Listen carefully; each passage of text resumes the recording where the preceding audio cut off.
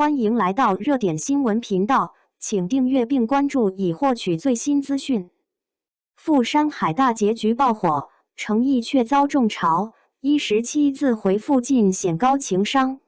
富山海收官之夜，热度登顶。网络上铺天盖地的讨论，让这部剧成为又一匹年度黑马。然而，当观众在为剧情落泪时，饰演男主李晨舟的程毅却被推上了舆论的风口浪尖，演技僵硬，台词功底差，服化道拉垮。以后少接古装戏，在热搜和评论区，类似的评价层出不穷。面对一浪高过一浪的质疑，程毅没有反驳，也没有发长文解释，只在深夜悄悄更新一句17字的动态，间断而著，花败自开，我会一直在路上。短短一句，平静却有力，那是一种历经风雨后依然温柔的坚持，也是一种演员面对风波的体面。他不说话，但时间替他说话。程毅出道10余年，真正被大众熟知是2016年的《青云志》。那一年，他饰演的林惊羽一身青衣，眼神清冷，给人留下深刻印象。然而热度转瞬即逝，别人趁势上综艺抢代言，他却悄然消失在镁光灯下。有人笑他不会经营自己，他淡淡一句：我宁愿时间花在演戏上。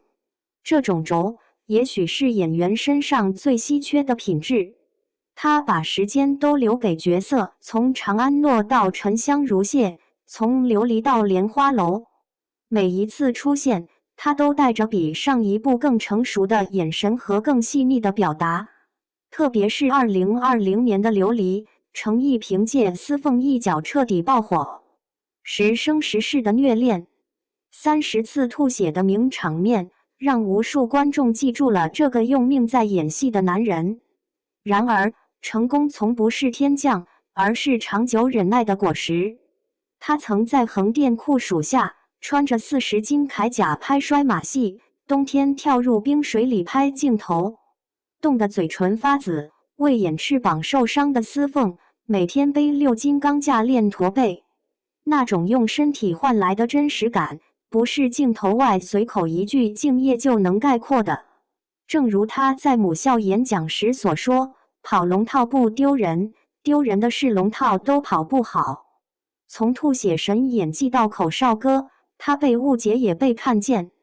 琉璃之后，他成为了全民热议的名字，粉丝暴涨，代言连环，资源齐飞。也正是在这时，争议悄然出现。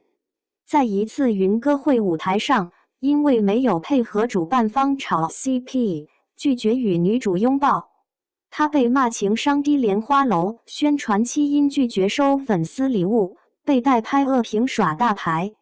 参加活动时呼吸声重，被调侃为口哨歌。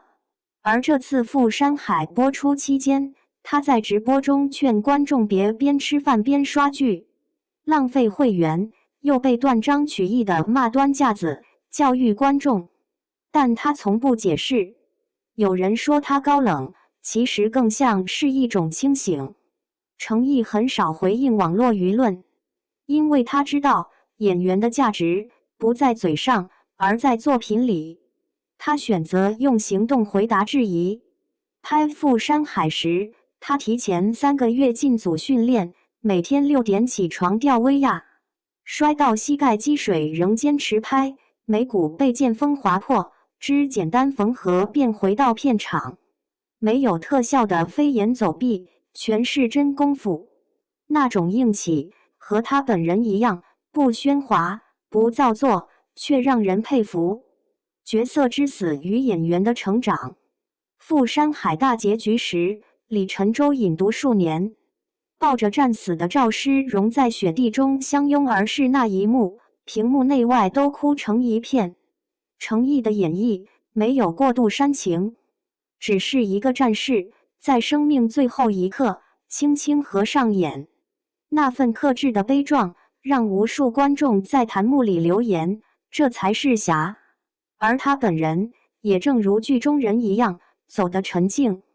当别人借热度营销时，他在采访中说：“我喜欢陈在作品里不太会表达自己。”当媒体问他怎么看待网络嘲讽，他只是笑了笑，每一个声音都值得尊重。这份平和背后是十几年沉淀下来的笃定。他明白，演员的路不是靠热搜铺出来的，流量会散，但角色留下的印象会长久存在。间断而著，花败自开，他的答案藏在17个字里。那17个字看似简单，却像是他全部经历的缩影。间断而著是自我修炼，花败自开是对命运的坦然。我会一直在路上，是他对表演最深的告白。从无人问津的小角色，到如今被寄予厚望的男主，他用13年证明，稳是最稀有的天赋。在浮躁的流量时代，他不追热点，不组 CP， 不消费私生活。当粉丝用他名字成立公益基金，他低调回应：“你们用我的名字做善事，我也要配得上这份信任。”随后匿名捐款50万给流浪动物救助站。他始终相信，能被看见是运气，能留下来才是实力。不迎合，不讨好，他把演员2字刻进骨子里。娱乐圈里从不缺聪明人，但缺像程毅这样笨的演员。他不懂讨巧，也不想取悦所有人。有人说他太严肃，太清冷，可正因如此，他的角色才格外真。莲花楼的李莲花，是历尽生死后的淡然沉香如屑的应渊，是隐忍的温柔赴山海的李晨舟，是燃尽生命的炽烈。每一个诚意都不同，却又都真实。他不做人设的奴隶，而是角色的信徒。正如他在采访中坦言：“我希望观众记住我演的角色，而不是我的样子。”演员诚意慢，就是他的路。从青涩到成熟，他走得很慢，可正因为慢，才够稳。他知道，花开得快，也凋得快。正如赴山海那句台词：“侠义从不是光环，而是明知不可为而为之。”程毅或许不是最会说话的明星，却是那个始终在路上的演员。他用17个字写下了对世界最温柔的回应，也用13年的坚守告诉我们：真正的光不靠喧哗，而靠燃烧。愿演员程毅继续在属于他的山海之路上步履坚定。